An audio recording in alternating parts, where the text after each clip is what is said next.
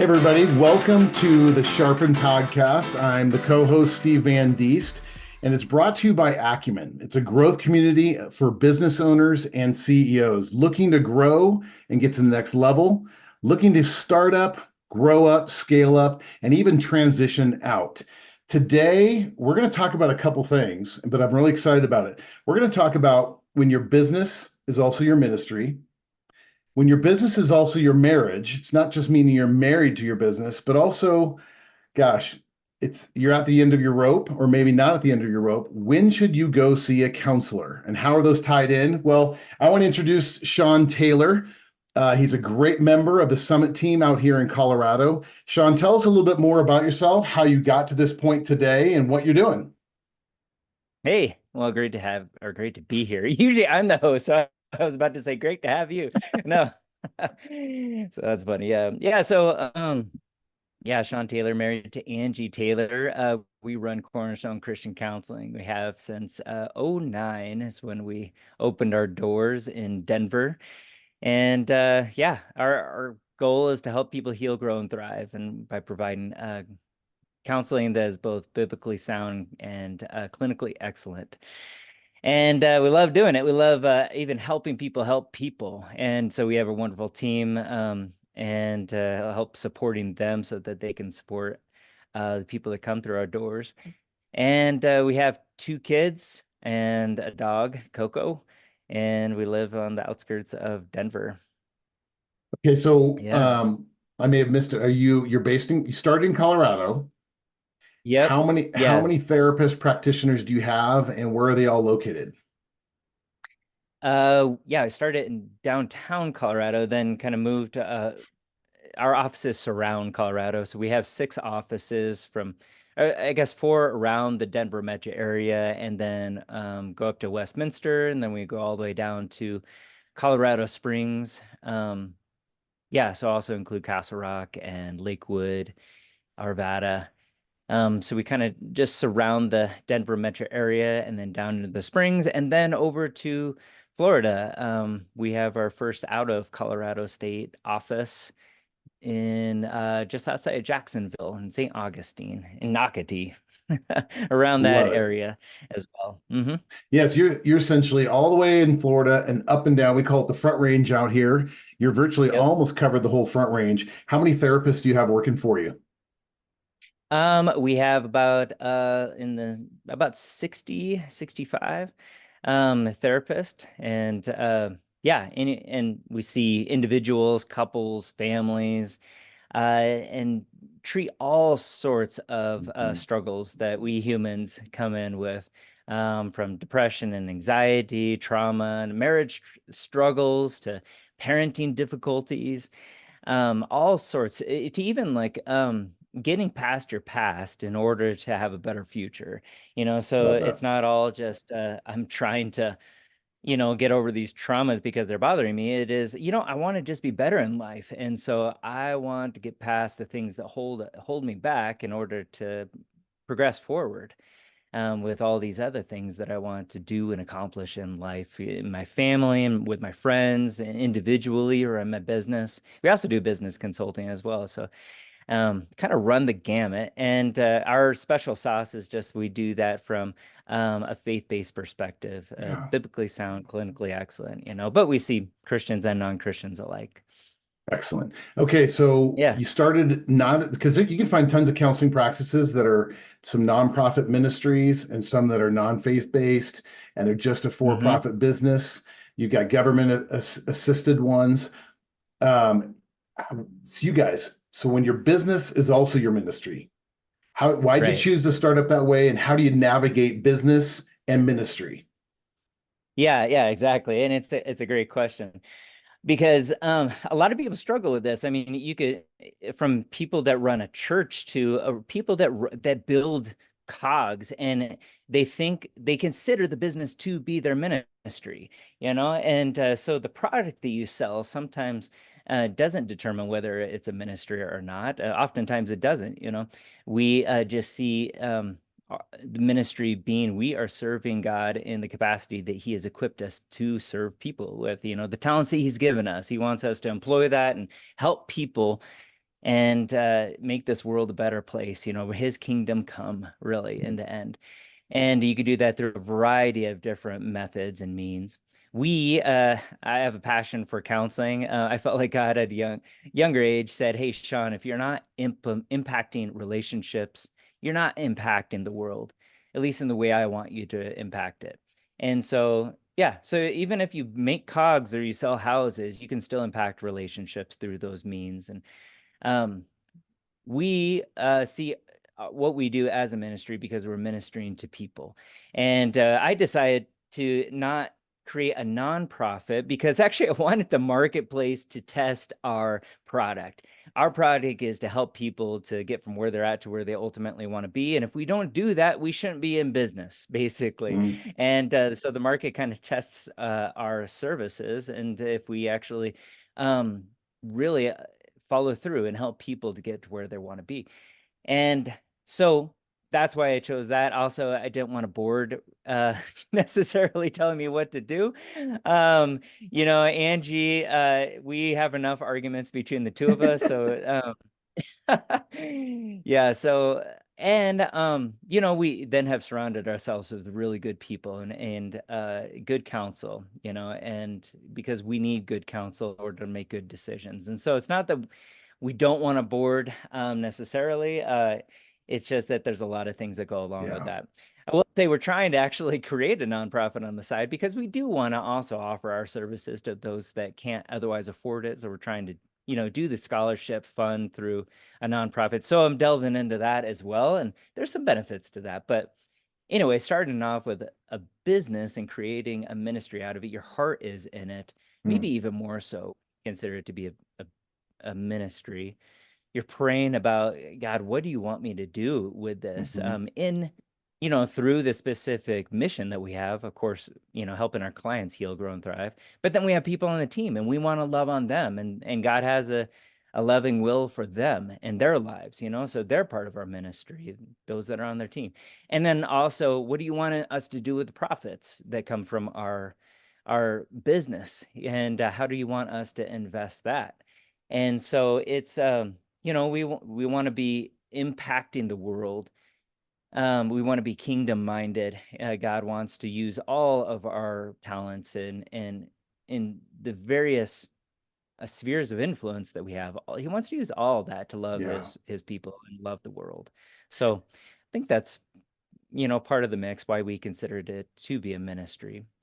It's some folks may go, well, Cornerstone Christian Counseling, yes, that's easy that you can call your business a ministry, because as your business grows, you impact more people's lives, mental health and marriages and kids, and all this stuff is being healed. It's not a get out of jail free card though for those that aren't Oh, necessarily doing mental health and counseling and maybe nursing, because the part you talked about is we still have staff, we're still helping them yeah, grow.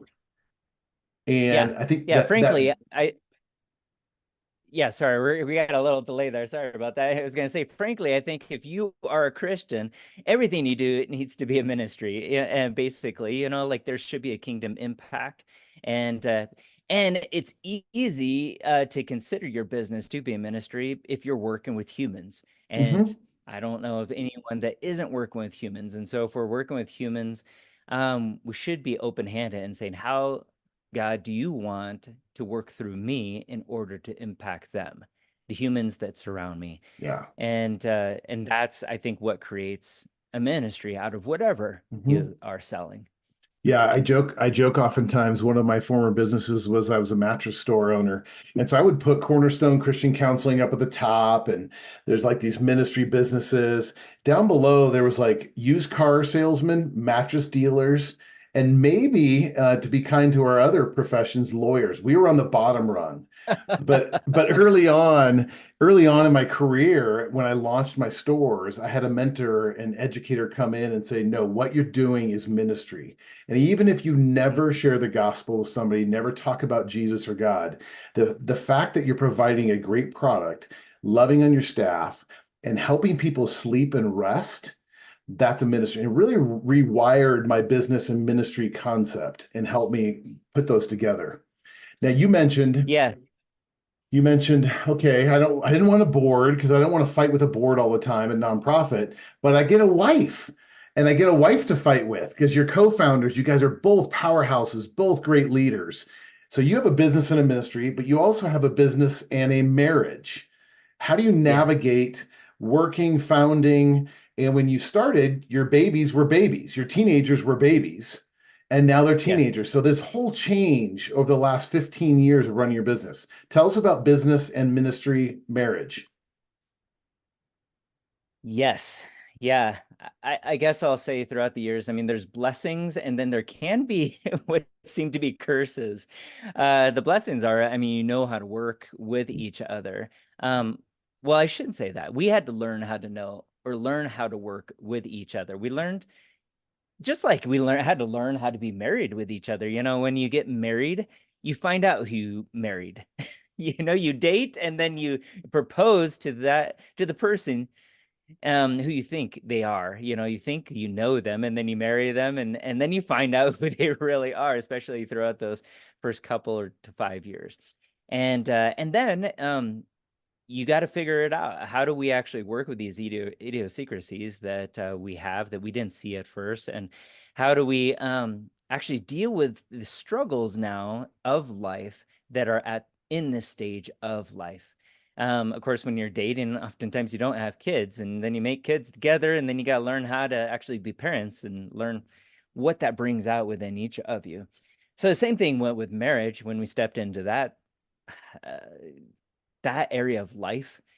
We had to figure out what are our giftings, what are our struggles, So like an example, I'm a big picture guy, let me get something started good enough and then I'm off to the next idea and I want to implement that. And so I'm pretty fearless also when it comes to that. The downside of that is I miss a lot of the details, and Angie's a detail oriented person and she gets stuff done. And so that dynamic can be really great together because I can get stuff started, I can be a visionary and then she implements but so that's when it works well. When it doesn't work well is I get something started, I do it halfway, and then she ends up getting left with the details and running this thing and she's burdened. And so instead of like delegating, I'm abdicating and I'm putting burdens on her and we're not working well together. And I'm also not allowing her to be a visionary with her um the things that God has laid upon her heart as well. Yeah. So that's just an example of like we had to figure out our giftings, figure out how to blend those together in a complementary way. Um and also know when can they actually create conflict. And Hmm. so and how can we avoid that and keep the team atmosphere. And then also the second, so that's on the business side. The second side is how do we leave work at work and have good boundaries so that we aren't just business partners, but we're husband and wife and we actually like each other at the end of Yes. the day. If you're like you're going to work and you're coming home and your spouse isn't your business partner, and you can actually talk about your frustrations with your work environment or the people you work with or your boss. If we come home and we're still with the people that we work with or the main person we work with, we're with like we're I guess co-bosses with each other. And so but we don't have anyone to complain to or talk about the day to, but she wanted to talk about the day still and I didn't want to talk about the day. And so we had to figure out how do we actually navigate that and have what we call kind of a stress relieving conversation where she can like vent and get Hmm. all the stuff out, share with me all that's going on, and I can have just an enjoyable connection with her and forget about the day. That was my idea of a good reunion at the end of the day. So yeah, both figuring stuff out at work and figuring out things personally, having good boundaries, they're all the things that we So you're had to not, do in order to make this thing work. yeah, you're not unique because even on our own summit team, Council of Acumen, there's two or three others that they work and have founded businesses with their spouses. If you could summarize, Mhm. what are one or two tips? I know you mentioned this little reuniting time. Are there any practical Yeah. tips for these business owners that work with their wives? Yeah, maybe just clarifying, how do we work well together and when do conflicts arise? Yeah. Identifying the dances that lead to both, the interactions that lead to both. I mean, that's a really healthy conversation. It could be really difficult to have without creating an argument or triggering an argument. And but if you can actually identify those patterns that lead to success, those patterns that lead to conflict, that's wonderful. Then having it those boundaries. When do we stop talking about work at the end of the day? And what do we replace that with? How do we actually engage with each other on a personal level? Yeah. What brings relief from the day? What brings satisfaction in the evening? When do we need to get away for an extended period of time? What about the weekends? Having clear boundaries is really healthy. And then how do we actually implement those boundaries? I will say during the first few years, during the first 7 years, I was working a full-time job and working Cornerstone on the side. It was awful. I barely had any time, and yet we made it work, but we had to be very intentional with our time. And yeah, and so having those conversations were really essential in helping us to determine how do we actually stay healthy during this season, and then how do we implement healthier boundaries as we go Hmm. forward. Um, hiring on people to do it, outsourcing things, saying no to things, even good things, saying no to good Hmm. things in order to say yes to the best. Those Sean, have all been. that wisdom not only applies to married work couples. I don't work with my wife, but even having that healthy sense of boundaries of let's not download at 9:30 at night. We're just laying down and there's a download of our day. I'm usually the one checking out. And I laugh with some of my friends, and I think I can say this. I have a goal sometimes at night with two things as married couples, because we're healthy married people, is I have a goal to make my wife laugh and to get her naked. And I say that humorously, but if we were working together and it was the download of the conversation with our CFO or our salesperson or our clinicians, that kind of ruins both of those. And I say that jokingly, but it's having those healthy boundaries, knowing when is the best time for her and me to process the day's things together. That is good for every business owner. So that's a gem. Yeah. Okay, but then what also then comes to, and I'm a big fan of yours. I've referenced or referred many people to you in Cornerstone Christian Counseling, and I've seen you transform many lives. When does a business owner need counseling? And maybe even speak to the fact, when can you start even identifying maybe the business owners in counseling? And it saved our marriage, it saved a lot of business issues in my life. um, when can you start identifying some of your teammates that you go, ooh, could I help this person by reaching out to a counselor? So maybe the business owner, because that's who we're speaking to mostly. But when could I Hmm. also, I'd start, what are some things I should be identifying in myself, as well as maybe in some of my employees that might need the help of a professional counselor? Yeah, I think rule of thumb is generally you bring in a professional when your personal efforts aren't getting you where you want to go. And having a professional counselor actually helps you to make progress faster. And I shouldn't say that rule of thumb, when you can't get there on your own, because sometimes you just want to get there quicker. I guess identifying when you have patterns that are limiting you is a good way to identify that a counselor would be helpful for this. Because when you have patterns that are limiting you, then there's something going on behind the scenes that is kind of pulling your strings, holding you back. And so counselors oftentimes, as opposed to coaches, counselors look back and they often resolve things that happen in your past that keep you from moving forward. As opposed to coaches, oftentimes will look forward and try to help you clear the way towards your goal. But a counselor helps you to look back and identify those things that are holding you back so that you can be free of those. And counselors have special, well, at least they should have special tools that can help you to be freed of those things that are holding you back.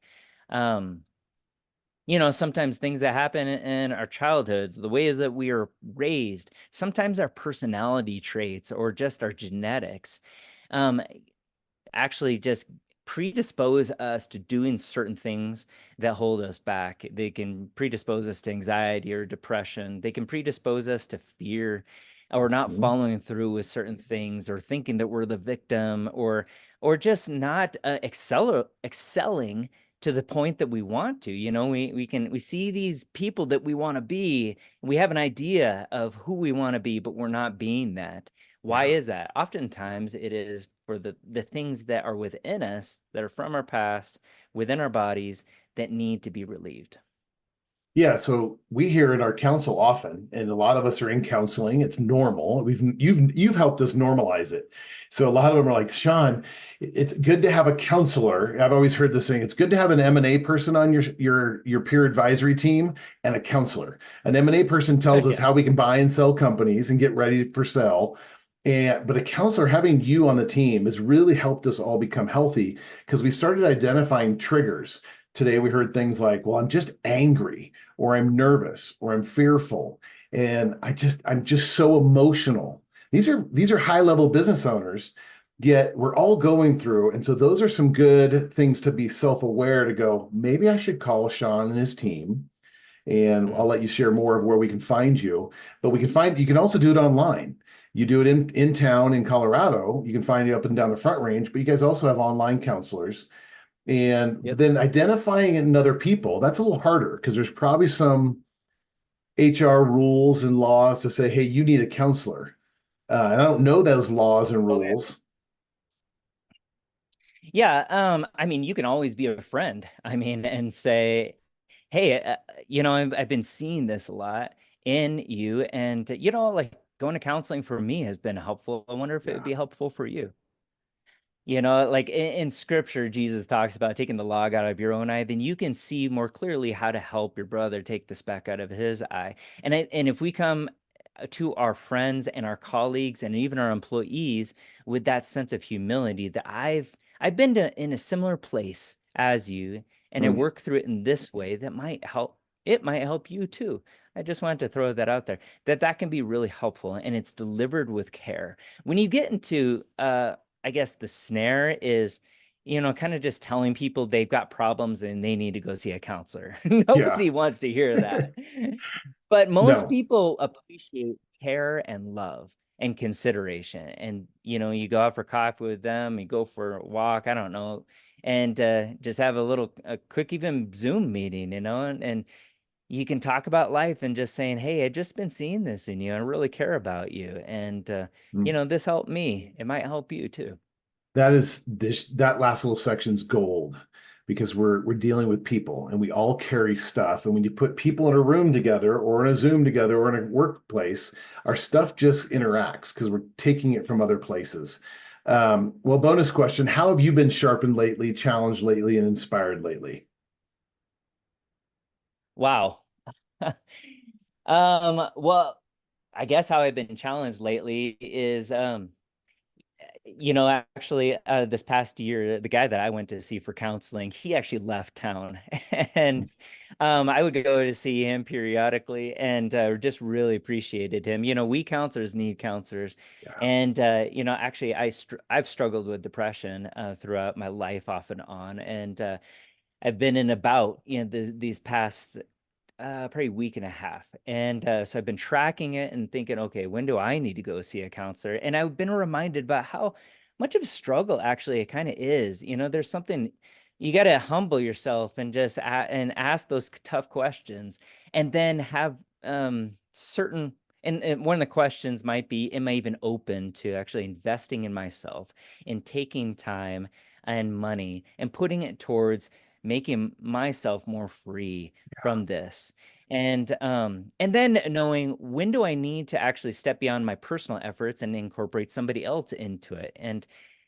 And so I was challenged even in our group today, to actually have a deadline, that if I'm not out of this little spell by this date, then I'm gonna call up Mm. another guy and set up a relationship with another counselor, and find another advocate for me who I can go to, Yeah. and work through these things that are internal that impact my external as well. So yeah, I was challenged personally as well in that way. Sean, I appreciate your vulnerability. And you personally are a hero of mine because what you do, your industry, and it's changed my life. It's changed my marriage. It's changed who my soul is.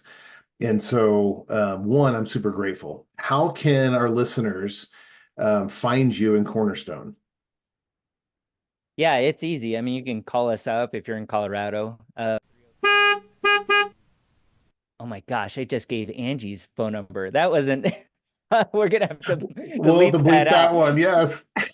That's so funny. My gosh, look online and because the funny thing is we started off as a small business, of course, and our Yes. original phone number was Angie's phone number because she answered the phones. Oh my gosh. So anyway, go online at because yeah, with the world of the interwebs, where can we find you on the interwebs? ChristianCounselingCO.com. ChristianCounselingCO.com. Yeah, and that's the best way to contact us. And we have a team of client care intake coordinators, and they're there to answer and to Amen. answer any questions that you have. We really want to, we value live people picking up the phone. And Yeah. so there's a short phone tree, to say where you're at. But other than that, you should be talking with a real person. And yeah, we'll help you get set up with somebody at our place. And if we at Cornerstone can't help you, we'll help you get set up with somebody else. Say you're in a state that we don't work with. We're going to do our best to try to steer you in a good direction as well. Because our goal is to help people heal, grow, and thrive. And we're going to try to go the extra mile, even if we can't be the ones to help you out. But we're here to help. It is excellent. It's you said something, getting past your past to press into your future, and doing it when it's just complete roadblock, but also going, I want to go there faster because I know if I had Yeah. somebody professionally to help me, it would push me forward. And sometimes we just hit those roadblocks. I appreciate the wisdom, business and ministry, that philosophy there. I think it challenges all of our business owners. And then how to have the tips and trades of how to work with our co-founder, our wife, our Mhm. bride, our best friend, the mom of our children, all of those dynamics. And then also being humble enough to go, when do I need help as a business owner? Mhm. And so I Mhm. appreciate you. Thank you for coming on and sharing your superpower. If you're wondering what is Acumen, you can find us, and I won't give you my wife's personal number, but I will give you the website. It's www.acumenimpact.com, ACUMEN, impact.com. There you can find out what does it mean to be a member of an Acumen peer team. If you're an entrepreneur, a key leader, you're a CEO, business owner, and even emerging leaders, you can find out about our upcoming events and then check out the free ebooks to download. And so I appreciate you, Sean. Thanks, everybody, and look forward to seeing you the next time on the Sharpen podcast.